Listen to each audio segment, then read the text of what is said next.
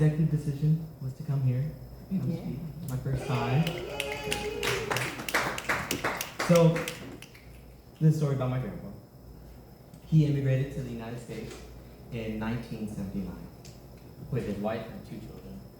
And this was after he fought in what's called the Secret War. It's better known as the Laotian Civil War.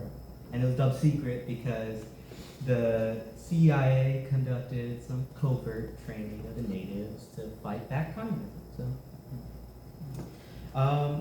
he wasn't even 4 when the conflict started, and he was barely 6 when the U.S. militarized his people. I don't know the exact age he joined the fighting, but the average age was about 15 years old for the recruits. And once the war concluded in 1975, our people were considered traitors for aiding the capitalists, and so they had to flee their homeland. They moved to Thailand. Fortunate few were able to get there, but they eventually made their way to the U.S. They started out in Long Beach, where my mom was born, and they eventually made their way to the San Joaquin Valley in Central California. And if you know anyone who's immigrated, I'm sure they could tell you just how difficult it is to settle into such a different land. But my grandparents, they made it through. They were able to get by, and they did what they knew best, which was to farm.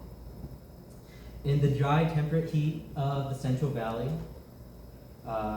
they were able to cultivate a tropical farm on 15 acres of land. They grew jujubes, cocktail grapefruits, guavas, passion fruits, bananas, and much more. And, through trial and error throughout multiple decades, they did what a lot of people would consider impossible for the area. Along the way, they had 13 children, over 30 grandchildren, and a few great-grandchildren to boot.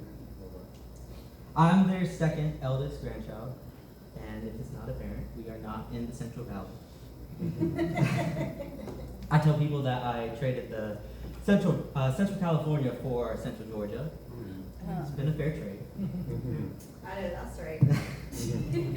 And I made them move about 2 years ago in the pursuit of love. Call it naive or reckless. But, now I live with my beautiful partner, Skylar, our dog, Toby, and our cat, Daikon. I actually named him Daikon because I used to help my grandparents harvest daikon radishes. Yeah. I spent a lot of my life growing up on that farm. And,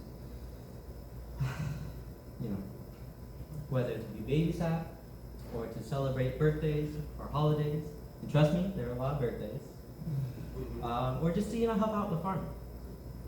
I really couldn't imagine my life without being on that farm growing up. So my grandpa passed away on May 19th this year. Fortunately, I was able to be there for his last few days. It was hectic because I booked a flight right when I figured out, how serious his condition was.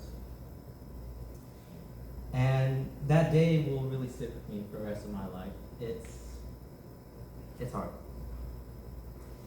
But throughout my travels, I just couldn't stop blaming myself for what I felt like was abandoning my family, moving across the country.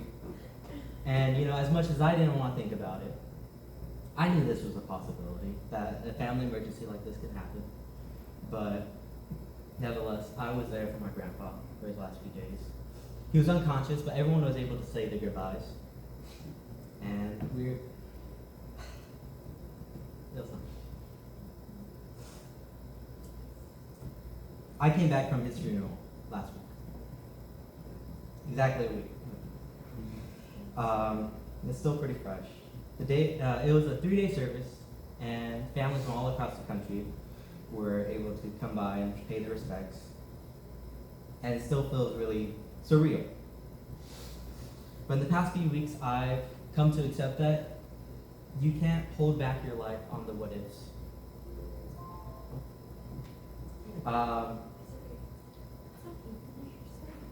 My grandpa wouldn't want that. Neither would the rest of my family. And I shouldn't want that for myself. My grandparents didn't know what awaited them when they crossed the ocean. And whether it's good or bad, happy or sad, I'll take it all as moving here to Georgia was my executive decision, and I'll live it to my fullest. I've met a lot of amazing and creative people, worked with families and students across the county, and I get to live with the person I love. My grandpa's name is Peng Eng Cheng. He was a Hmong American, a veteran, an immigrant, and a farmer. I hope I was able to make him proud and continue to honor his name. I love you, Grandpa.